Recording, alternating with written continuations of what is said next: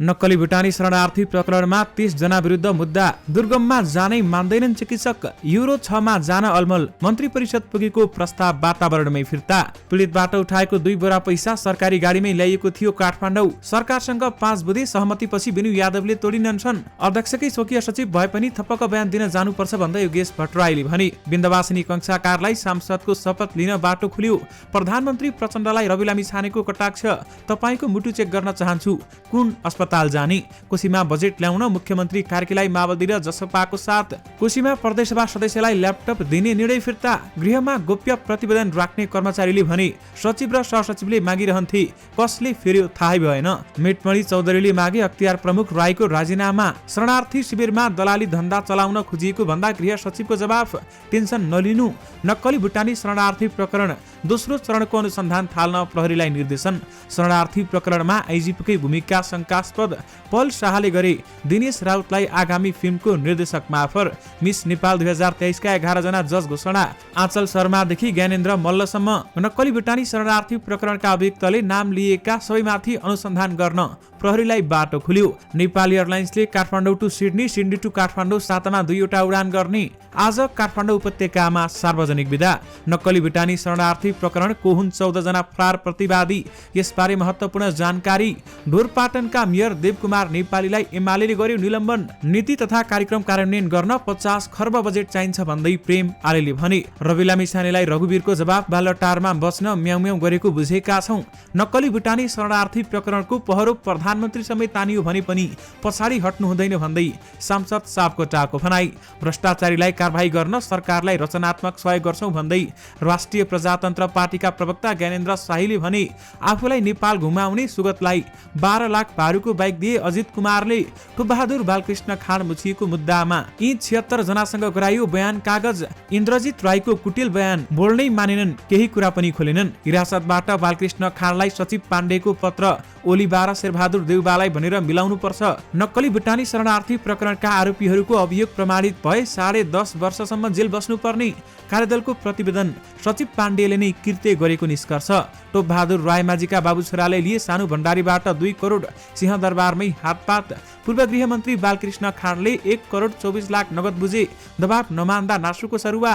नक्कली शरणार्थी प्रकरणमा अदालतले बुझायो 43 सबुत प्रमाण। टोपबहादुर रायमाझी र बालकृष्ण लगायत शरणार्थी प्रकरणमा छुटे पनि फेरि पक्राउ पर्ने। भ्रष्टाचारको सबै फाइल खोलेर कारबाही प्रक्रिया अगाडि नबढाए संसद चल्न दिँदैनौ भन्दै ज्ञानेन्द्र शाहीको भनाई। रवि लामिछानेको नागरिकता बारेमा सांसद चौरसियाले कुरा उठाएपछि बैठकमै भयो ठूलो हंगामा। रवि लामिछाने विरुद्धको मुद्दा दर्ता, जेठ 17 गते सुनवाई हुने। नागरिकता विधेयक यसै प्रमाणीकरण नगर्ने पक्षमा राष्ट्रपति रामचन्द्र पौडेल। नरेन्द्रको साथमा भेटिएको थियो बालकृष्णलाई जोगाउन। केशव दुलालको बयान फेर्ने कागज। गोडा गुमाएपछि कानुन बदलेर सगरमाथा चढेका हरि शिखरमा खुब रहे, आँसु झरेर बरफ भयो। कंग्रेसका पूर्व सांसद शेर्पाको बयान। केशव र सानुलाई हिरासतमा भेटेर पीडितहरूको रकम फिर्ता गरिदिनु भने पैसा लिएको पुष्टि गर्न चुनौती, नत्र अदालत जाने राष्ट्रिय स्वतन्त्र पार्टीको चेतावनी। अदालतमा विचाराधीन विषय संसदमा उठाइनुहुन्न भन्दै रवि लामिछानेको भनाई। ठगी अवधिमा इन्द्रजितको खातामा 5 करोड, 3 करोडको जग्गा किने। दर्शक महानुभावहरू नमस्कार। स्मार्ट खबरको न्युज बुलेटिनमा यहाँहरूलाई हार्दिक स्वागत छ। म आर्यन न्युपाने। आज मिति विक्रम सम्वत 2080 साल जेठ 11 गते बिहीबार, इस्वी सम्वत 2023 मे 25 तारिक। सदाका दिन जस्तै आज पनि देश दुनियाँका ताजा अनि महत्त्वपूर्ण खबर अपडेट सहित तपाईमाझ उपस्थित भएका छौं। प्रस्तुत गरेको समाचार मन परेको छ भने कृपया यो भिडियोमा एउटा लाइक अवश्य गरिदिनु होला। पल पलको न्युज अपडेटका लागि हाम्रो युट्युब च्यानललाई सब्स्क्राइब गर्नुहोस् अनि नजिकै आउने बेल आइकनलाई क्लिक गर्नुहोला। कहाँबाट हेर्दै हुनुहुन्छ अनि के कस्तो लाग्दैछ आफ्ना कुराहरू तलको कमेन्ट बक्समा कमेन्ट गर्नुहोला। आउनुहोस् दर्शक महानुभावहरू आजका मुख्य समाचार सुरु गरौं रवि लामिछानेको प्रसंगबाट।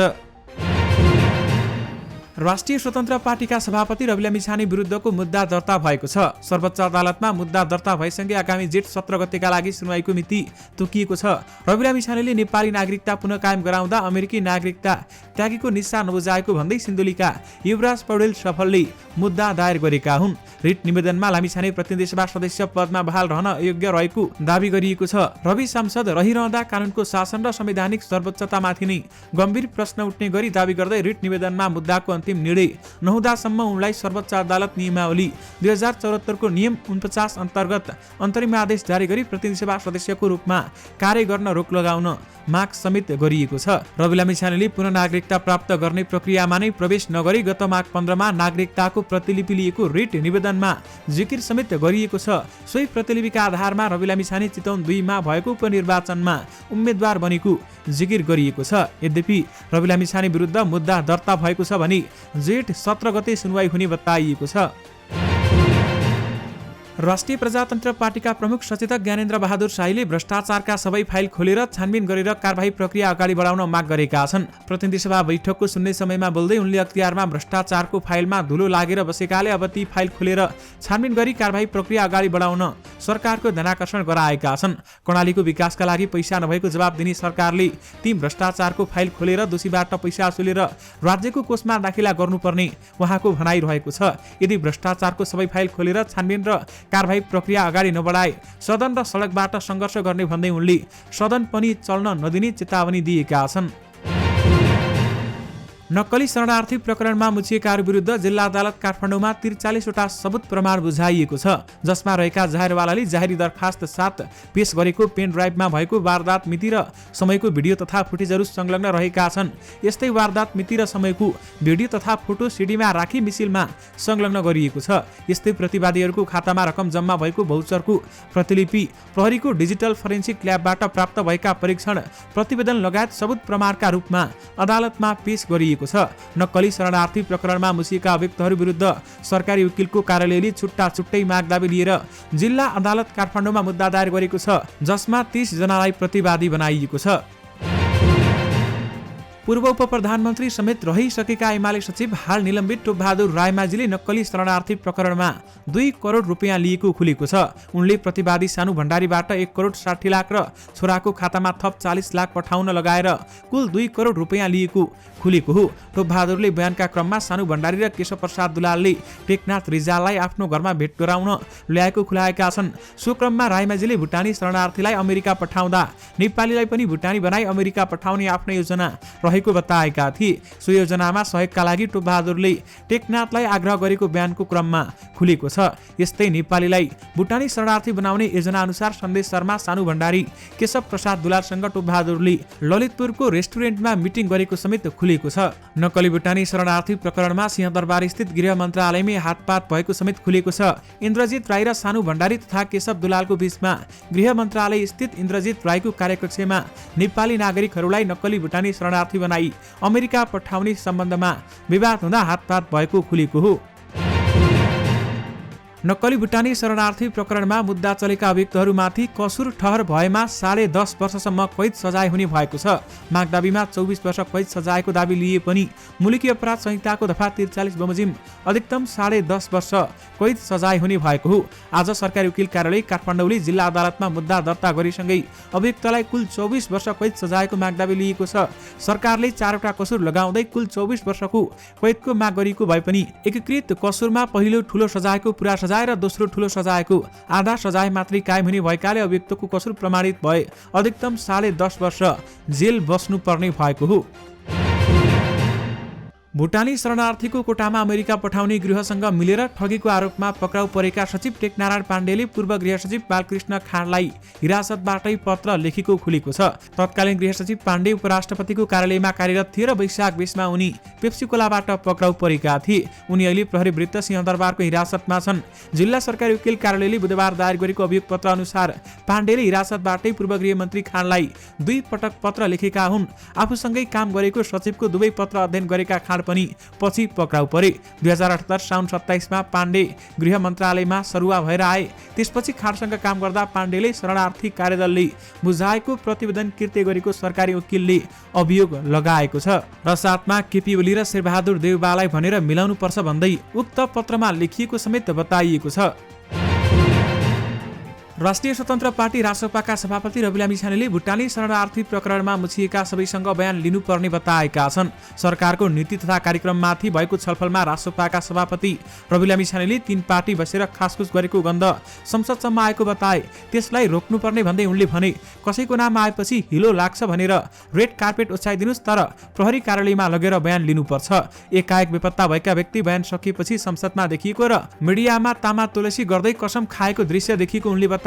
यो प्रकरणमा जस्ता जस्ता मान्छेको नाम क्रमशः आउँदैछ, उनीहरूलाई एकपटक पनि बयानका लागि नबोलाउँदा अविश्वासको वातावरण सृजना भएको उहाँले बताउनु भएको छ। प्रधानमन्त्री प्रचण्डले मुटु कमल दिन भनी पनि त्यस्तो नदेखिएको भन्दै उनले भने, प्रधानमन्त्रीजी अब तपाईँको मुटु चेक गर्न चाहन्छु, कुन अस्पतालमा चेक गर्ने भन्नुहोस्, कामदैन भनेको तपाईँको मुटु कामे कि भन्ने मलाई शंका लागेको छ भन्दै रवि लामिछानेले बताउनुभयो। गृह मन्त्रालयमा पूर्व सहसचिव बालकृष्ण पन्थी नेतृत्वको कार्यदलको गोप्य प्रतिवेदन राख्ने कर्मचारीले आफूलाई तत्कालीन शान्ति सुरक्षा महाशाखा प्रमुख फणीन्द्रमणि पोखरेल, गृह सचिव टेकनारायण पाण्डे लगायत पटक पटक प्रतिवेदन माग्ने गरेको बयान दिएका छन्। मन्त्रालयको शरणार्थी मामिला सम्बन्धी राष्ट्रिय इकाइका शाखा अधिकृत सन्तोष प्रधानले त्यसबेलामा स्थानीय प्रशासन तथा प्रदेश समन्वय शाखाका प्रमुख सागरमणि पाठक, उपसचिव शेखर पौडेल लगायतले पनि प्रतिवेदन माग्ने गरेको बताएका छन्। सो प्रतिवेदन मैले आफैले राखेको अवस्थामा कहिले कसरी फेरि वा नक्कली प्रतिवेदन कहिले कसरी कसले तयार गर्यो र राख्यो भन्ने थाहा भएन भन्दै उहाँले बयानमा बताउनु भएको छ। नक्कली भुटानी शरणार्थी प्रकरणका आरोपीहरूले बयानमा नाम लिएका र कुनै न कुनै रूपमा संलग्नता देखिएकाहरूमाथि फेरि अनुसन्धान हुने भएको छ।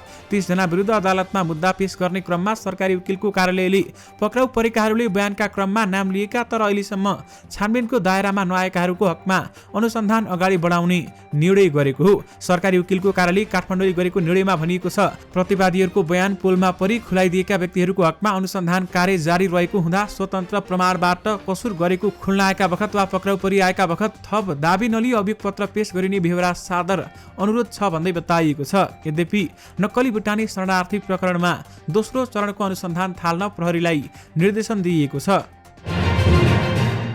नेपाली नागरिकलाई भुटानी शरणार्थी बनाएर अमेरिका पठाउँछु भन्दै करोडौं असुली गरेको प्रकरणमा प्रहरी महानिरीक्षक आइजिपी वसन्त बहादुर कुँवरको पनि भूमिका शंकास्पद देखिएको छ। कुँवरको गिरोहका सदस्य केशव दुलाल र सानु भण्डारीसँग सम्पर्क र भेटघाट भएको अनुसन्धानका क्रममा भेटिएका विवरणबाट देखिन गएको हो। प्रहरीले अनुसन्धानका क्रममा दुलालको मोबाइलबाट तत्कालीन गृह सचिव टेकनारायण पाण्डेसँग भएको भाइबर च्याटको विवरण फेला पारेको छ, जसमा पाण्डेले कुँवरसँग गिरोहलाई जोडिदिएको खुलेको छ। भेटका लागि तत्कालीन गृह सचिव टेकनारायण पाण्डेले सहजीकरण समेत गरिदिएको स्रोतबाट हामीलाई प्राप्त म्यासेजको विवरणमा देखिन्छ। त्यसअनुसार शरणार्थी प्रकरणका अभियुक्त केशव दुलालले 10 असार 2079 मा पाण्डेलाई म्यासेज पठाएका छन्। सर नमस्ते, डीआईजी वसन्त कुँवरसँग कुरा भयो हजुर। त्यसपछि पाण्डेले 12 बजेपछि जानु न भन्ने जवाब समेत फर्काएका छन्। ओके हजुर भनेर सन्देश पठाएको केही समयपछि सचिव पाण्डेले फेरि अर्को म्यासेज पठाएका छन्। पठाउनु कुरा भएको छ। यही म्यासेजमा वसन्त सरलाई पनि फाइनान्सियल सपोर्ट हुन्छ भन्दा हुन्छ हजुर भनेका छन्। जवाफमा गृह सचिव पाण्डेले हुन्छ भनेका छन्। यसको 3 दिनपछि केही खबर नआएको भन्दै दुलालले कुँवरको नम्बर मागेका छन्। त्यस क्रममा अर्का आरोपी सानु भण्डारीलाई फोन गर्न लगाउने समेत भनेका छन्। यद्यपि अहिले शरणार्थी प्रकरणमा आइजिपीकै भूमिका शंकास्पद देखिएको छ। ती च्याटहरू तपाईहरूले स्क्रिनमा देखिरहनु भएको छ। अभिनेता पल शाहले आगामी फिल्मको निर्देशकमा प्रकाश फिल्मले दिनेश राउतलाई प्रस्ताव गरेका छन्। गत साताको भेटमा पल र पटकथा लेखक विकास सुवेदीले निर्देशकको रूपमा आफूलाई अफर गरेको निर्देशक राउतले हामीलाई जानकारी दिएका छन्। उहाँहरूले अप्रोच गर्नु भएको छ। मैले निर्णय दिइसकेको छैन। मसँग अन्य केही फिल्मको पटकथा लेखनमा काम भइरहेको छ। म सबै विकल्पमा खुला छु, पलले गरेको प्रस्ताव बारेमा राउतले भने। फिल्म लेखक सुवेदीले पल र दिनेश बीचको सम्भावित सहकार्यका लागि मध्यस्थता गरिरहेका छन्। यद्यपि पल शाहले दिनेश राउतलाई आगामी फिल्मको निर्देशकमा अफर गरेका छन्। नक्कली भुटानी शरणार्थी प्रकरणमा पक्राउ परेका अभियुक्तहरूको बयानका क्रममा पोलेका थप व्यक्तिमाथि पनि अनुसन्धान गर्न सरकारी वकिल कार्यालयले प्रहरीलाई बाटो खुला गरिदिएको छ। आज सरकारी वकिल कार्यालय काठमाडौँले जिल्ला अदालत काठमाडौँमा 30 जना विरुद्ध मुद्दा दर्ता गराइसकेको छ। यस क्रममा सरकारी वकिलको बयानका क्रममा अभियुक्तहरूले पोलमा पारी खुलाएका व्यक्तिहरूको हकमा पनि अनुसन्धान गर्न भनेर जिल्ला प्रहरी परिसर काठमाडौँलाई निर्देशन दिएको हो। आज काठमाडौँ उपत्यकामा सार्वजनिक बिदा भएको छ। गृह मन्त्रालयले आज एक विज्ञप्ति जारी गर्दै रातो मत्स्येन्द्रनाथको भोटो देखाउने दिनका अवसरमा उपत्यकामा 3 जिल्ला काठमाडौँ, ललितपुर र भक्तपुरमा बिदा दिएको समेत जनाएको छ। आज काठमाडौँ उपत्यकाभरि सार्वजनिक बिदा दिएको हो। नक्कली भुटानी शरणार्थी प्रकरणमा 30 जना विरुद्ध मुद्दा दर्ता भएको छ। प्रहरीले पक्राउ गरेका 16 जना प्रतिवादी र फरार रहेका 14 जना विरुद्ध काठमाडौँ जिल्ला अदालतमा आज मुद्दा दर्ता भएको हो। सरकारी वकिलको कार्यालय काठमाडौँले उनी विरुद्ध 5 वटा कसुरमा मुद्दा दर्ता गरेको छ। दर्शक महानुभावहरू, फरार भएका 14 जना को हुन् त? काठमाडौँका 30 वर्षका केशव तुलाधर, ललितपुरकी 32 वर्षीय लक्ष्मी महर्जन, 34 वर्षीय हरिभक्त महर्जन, इटहरीका अशोक पोखरेल, मोरङका 39 वर्षीय धीरेन राई र ललितपुर बस्ने दिपा हुमागाई फरार रहेका छन्। त्यसैगरी इन्द्रजित राईका छोरा निरज राई, 30 वर्षीय राजेश अर्याल, पाँचथरका 60 वर्षीय मोहन राई, काठमाडौँका 24 वर्षीय आशिष बुढाथोकी, मोरङकी 40 वर्षीय विनिता सावेदन लिम्बू, रौतहटका 42 वर्षीय निरञ्जन कुमार खरेल, झापाका 31 वर्षीय सुनिल बुढाथोकी र पूर्व गृहमन्त्री रामबहादुर थापा बादलका छोरा प्रतीक पनि फरार रहेको उल्लेख गरिएको छ। प्रहरीले यस प्रकरणमा 16 जनालाई भने पक्राउ गरिसकेको छ। नेकपा एकीकृत समाजवादी पार्टीका सांसद प्रेमबहादुर आलेले सरकारले ल्याएको नीति तथा कार्यक्रम कार्यान्वयन गर्न 50 खर्ब बजेट आवश्यक हुने बताएका छन्। प्रतिनिधि सभाको आजको बैठकमा नीति तथा कार्यक्रममाथिको छलफलमा बोल्दै आलेले मुलुक गम्भीर आर्थिक सङ्कटमा रहेको बेलामा आएको नीति तथा कार्यक्रमको कार्यान्वयन चुनौतीपूर्ण रहेको बताएका छन्। यसको लागि 50 खर्ब बजेट चाहिन्छ भन्दै उहाँले बताउनु भएको छ। दक्षिण भारतीय अभिनेता अजित कुमारले हालै बाइकमा नेपाल र भुटान भ्रमण गरेका छन्। नोभेम्बरदेखि बाइक यात्रा सुरु गरेका अजितले मे 6 मा आफ्नो यात्रा अन्त्य गरेका हुन्। उनले सुगत सतपथीसँग नेपाल र भुटान भ्रमण गरेका थिए। आफ्नो यात्रा सकिएपछि अजितले सुगतलाई 12 लाख पारु मूल्यको BMW सुपर बाइक उपहार दिएका छन्।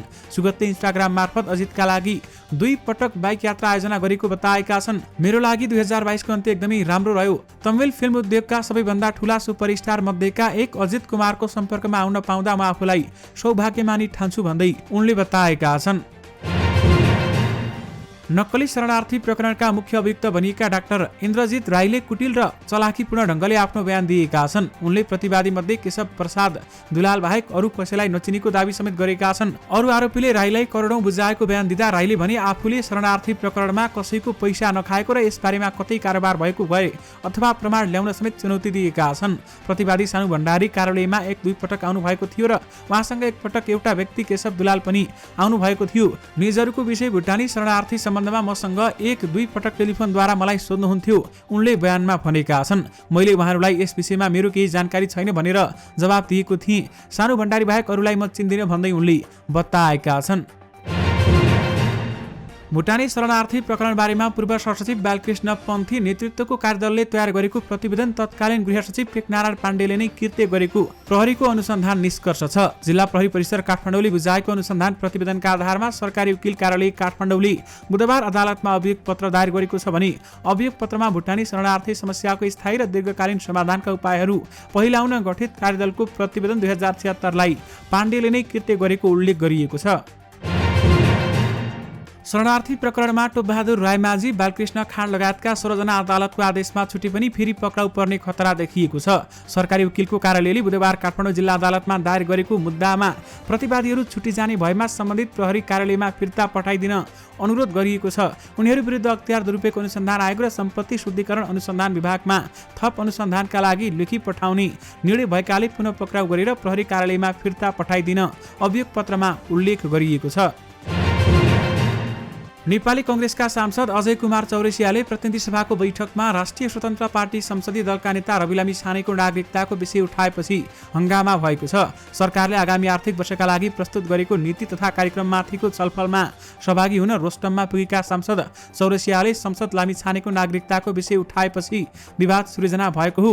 सांसद चौरसियाले लोकतान्त्रिक पार्टीलाई र सरकारलाई व्यङ्ग्यवाद गर्ने काम भएको भन्दै चिन्ता लागेको बताउँदै समानुपातिक सांसद बनाउन पैसा लिएको र विदेशको नागरिकता लिएको र नेपाली नागरिकता लिँदा त्यसको निस्सा त्याग नगरेको कुरा आफूले सुनेको बताउँदै सरकारले के गर्छ भन्ने प्रश्न उठाएका थिए। सांसद चौरसियाको सो भनाइपछि राजसभाका सबै सांसद आसनबाट उठेर विरोध जनाएका थिए। सभामुख देवराज घिमिरेले 1 मिनेटमा कुरा राख्न समय दिएपछि सांसद लामिछानेले प्रतिवाद पनि गरे। सांसद लामिछानेले भने सम्मानित अदालतमा भएको विषयलाई रोस्टममा बसेर उठाएर माननीय ज्यूले के कुरा गर्न खोज्नु भएको हो।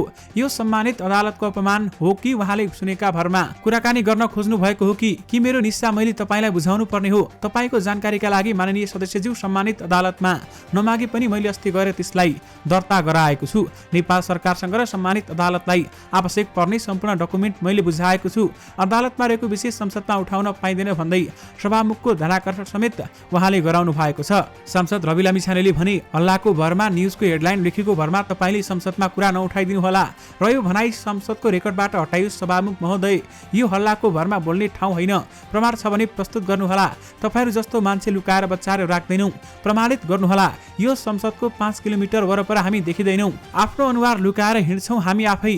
तर हल्लाको भरमा कुनै एउटा मिडियाले लेखेको भरमा पनि अनि त्यसलाई सेयर गरेको भरमा यो संसदमा आएर बोल्न पाइँदैन।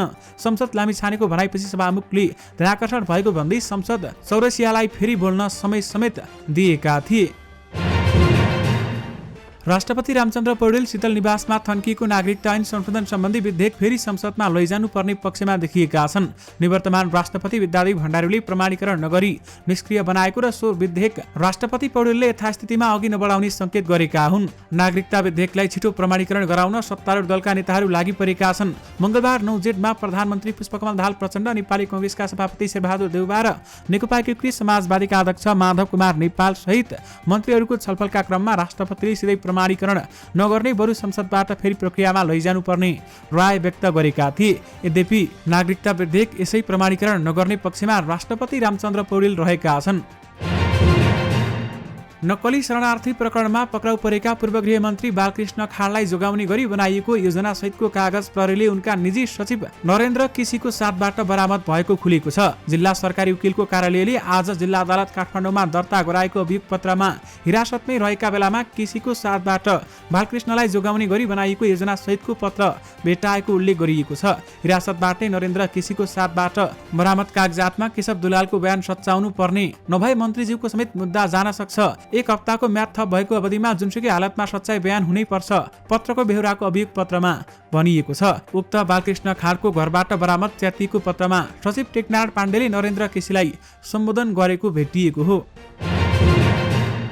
नक्कली शरणार्थी प्रकरणमा मुछिएर पक्राउ परेका नेपाली कांग्रेसका पूर्व सांसद आङटाबा शेर्पाले प्रहरीको हिरासतमा पुगेर अन्य अभियुक्तलाई भेटेको बयान दिएका छन्। गत वैशाख 29 गते पक्राउ पूर्जी जारी भएपछि जेठ 2 गते आत्मसमर्पण गरेका उनले जिल्ला प्रहरी परिसर काठमाडौँको हिरासतमा रहेका कांग्रेस कार्यकर्ता केशव दुलाल र यो प्रकरणका अर्का योजनाकार सानु भण्डारीलाई भेटेको बताएका हुन्। आङटाबाले दुलाललाई कांग्रेस नेत्री सुजाता कोइरालाको स्वकीय सचिव भएकी बेलामा आफूले भेटेको र चिनेको पनि उल्लेख गरेका छन् र साथमा केशव दुलाल र सानुलाई हिरासतमा भेटेर पीडितहरूको रकम फिर्ता गरिदिनु भन्दै कांग्रेसका पूर्व सांसद आङटाबा शेर्पाले बयान दिएका छन्। राष्ट्रिय स्वतन्त्र पार्टीका महासचिव मुकुल ढकालले ढाका कुमार श्रेष्ठसँग पैसा मागेको विषयप्रति गम्भीर ध्यानाकर्षण भएको बताएका छन्। केही सञ्चार माध्यममा आफू र आफ्नो पार्टी उपसभापति डीपी अर्याल ढाका कुमार श्रेष्ठसँग 2 करोड 84 लाख मागेको भनेर समाचारको पुष्टि गर्न चुनौती दिएका छन्। पार्टीबाट निष्कासित ढाका कुमार श्रेष्ठले आफूलाई समानुपातिक सांसद बनाउँदा अर्याल र ढकालले उक्त रकम लिएको दावी गरेका थिए। विवादित मेडिकल व्यवसायी दुर्गा प्रसाईसँग 2 करोड 50 लाख रुपियाँ मागेको टेलिफोन संवाद बाहिरिएपछि चर्चामा आएका डाक्टर ढाका कुमार सभापति रवि लामिछाने निकट अर्याल र ढकाललाई पार्टी कार्यालय र रोस्टममै पुगेर पैसा दिएको दावी गरेका थिए। उक्त विवाद आएपछि रासोपाले ढाका कुमारलाई सांसदबाट हटाएको थियो। यद्यपि पैसा लिएको पुष्टि गर्न चुनौती दिएको छ भने नत्र अदालत जाने चेतावनी रासोपाले दिएको छ। लामो समयदेखि अनसनमा बसेकी बिनु यादवले अनसन तोडेकी छन्। आज सरकारसँग 5 बजे सहमति भएपछि उनले 15औं दिनमा अनसन तोडेकी हुन्। उनलाई उपप्रधान तथा गृहमन्त्री नारायण काजी श्रेष्ठले अनसन स्थलमा गएर जुस खुवाई अनसन तोडाएका हुन्। आफूमाथि जबरजस्ती करणी गर्ने पवन कठायत विरुद्ध दिएको मुद्दाका कारबाही नभएको भन्दै उनी अनसनमा बसेकी हुन्। सरकारसँग भएको 5 बजे सहमतिमा उनले दिएको मुद्दामा आवश्यक कारबाही अगाडि बढाउने र उनको जीविकोपार्जनका लागि सहयोग गर्ने उल्लेख गरिएको छ। नेकपा एमालेका सचिव योगेश कुमार भट्टराईले नक्कली भुटानी शरणार्थी प्रकरणमा पक्राउ परेकाहरूले बयानका क्रममा नाम लिएका व्यक्तिसँग प्रहरीले बयान लिन सक्ने बताएका छन्। आज संघीय संसद भवन परिसरमा पत्रकारसँग कुराकानी गर्दै उनले कसैले आरोपित गर्छ भने प्रहरीले बोलाएर सोधपुछ गर्न सक्ने बताएका हुन्। प्रहरीले बोलाएपछि जोसुकैले पनि बयान दिन जानुपर्ने उनको भनाइ रहेको छ। नेपाली नागरिकलाई भुटानी शरणार्थी बनाएर अमेरिका पठाउने ठगी धन्दामा संलग्नको आरोपमा पक्राउ परेका केशव दुलालले प्रहरी संघको बयानका क्रममा आफूले ओलीका प्रमुख स्वकीय सचिव राजेश राजेश बज्राचार्यलाई बालाटारमै भेटेर 1 करोड रुपियाँ समेत दिएको खुलाएका थिए। उहाँले पनि त्यहाँ बयानको लागि जानुपर्ने पनि उनले बताएका छन् र भट्टराईले कसैको नाम लिएमा आफू पनि बयानमा जाने बताएका छन्। राष्ट्रिय स्वतन्त्र पार्टी रासपाका निवर्तमान सांसद ढाका कुमार श्रेष्ठको ठाउँमा विन्ध्यवासिनी कंसाकारलाई प्रतिनिधि सभा सदस्य बन्ने बाटो खुलेको छ। मेडिकल शिक्षा व्यवसायी दुर्गा प्रसाईसँग 2 करोड माग गरेको अडियो सार्वजनिक भएपछि रासपाले सांसद ढाका कुमार श्रेष्ठलाई निष्कासन गरेर उनको ठाउँमा कंसाकारलाई समानुपातिक सांसद बनाउन सिफारिस गरेको थियो। यद्यपि रासपाको सिफारिस अनुसार निर्वाचन आयोगले कंसाकारलाई समानुपातिक निर्वाचन प्रणालीतर्फ निर्वाचित भएको प्रमाणपत्र दिइसकेको छ। उनी निर्वाचित भएको पत्र निर्वाचन आयोगबाट संसद सचिवालयमा समेत पुगिसकेको छ। तर आफूलाई गरेको कारबाही कानुन सम्मत नरहेको भन्दै ढाका कुमार श्रेष्ठले सर्वोच्चमा रिट दिएका थिए। यद्यपि अहिले विन्ध्यवासिनी कंसाकारलाई सांसदको शपथ लिन बाटो खुलेको छ। नेकपा माओवादी केन्द्र र जनता समाजवादी पार्टी जसपाको साथ पाएपछि कोशी प्रदेशका मुख्यमन्त्री हिक्मत कुमार कार्की आगामी आर्थिक वर्षको बजेट ल्याउने तयारीमा जुटेका छन्। राष्ट्रिय राजनीतिमा सत्ता गठबन्धन बदलिएकाले कोशी प्रदेशमा पनि सरकार बदल्ने प्रयास भएको थियो। विशेष गरी नेपाली कांग्रेसले यहाँको सत्ता गठबन्धन बदल्ने प्रयास गरेको थियो। त्यसैगरी प्रदेशसभा सदस्यलाई ल्यापटप वितरण गर्ने निर्णयबाट कोशी प्रदेशसभा सचिवालय पछि हटेको छ। कोशीमा प्रदेशसभा सदस्यलाई ल्यापटप दिने निर्णय समेत फिर्ता गरिएको छ। मिस नेपाल 2023 को ग्रान्ड फिनालेमा जज निर्णायकहरू घोषणा गरिएको छ। फिनाले हुन 3 दिन बाँकी रहँदा र द हिडन ट्रेजरले 11 जनाको नाम सार्वजनिक गरेको हो। यो सूचीमा पूर्व मिस नेपालहरू उद्यमी व्यवसायी, वकिल, पत्रकार, कलाकार, खेलाडी लगायत छन् भने पत्रकार Dilbhushan Pathak, cricketer Gyanendra Malla, hotel association नेपालका अध्यक्ष विनायक शाह, सर्वोच्च अदालत बार एसोसिएसनका अध्यक्ष पुरमान साक्के, अग्नि ग्रुपका अध्यक्ष क्याबिनेट श्रेष्ठ, नेपाल क्लियरिङ हाउसका प्रमुख कार्यकारी अधिकृत Nilesh Man Singh Pradhan, Miss Nepal world 2022 Namrata Shrestha, Miss Nepal earth 2017 Rejina Shrestha, absolute aesthetic क्लिनिककी निर्देशक सुरोजना श्रेष्ठ, अभिनेत्री आँचल शर्मा र महिला उद्यम व्यवसायी महासंघ अध्यक्ष निरु रायमाझी जजको रूपमा हुनेछन्। फिनालेमा होस्ट चाहिँ मोडेल शाहना बज्राचार्यले गर्नेछिन् भन्दै बताइएको छ। राष्ट्रिय ध्वजवाहक नेपाल एयरलाइन्सले सातामा 2 दिन अस्ट्रेलिया काठमाडौँ अस्ट्रेलिया उडान गर्ने भएको छ। लामो पहलपछि नेपाल वायुसेना निगमले अस्ट्रेलियाको सिडनी विमानस्थलमा उडानको समय स्लट पाएसँगै उडान हुने निश्चित भएको हो। सिडनी विमानस्थलले निगमलाई सातामा 2 उडानका लागि अनुमति र स्लट दिएको नेपाल वायुसेना निगमका प्रवक्ता गणेश घिमिरेले हामीलाई जानकारी दिनुभएको छ।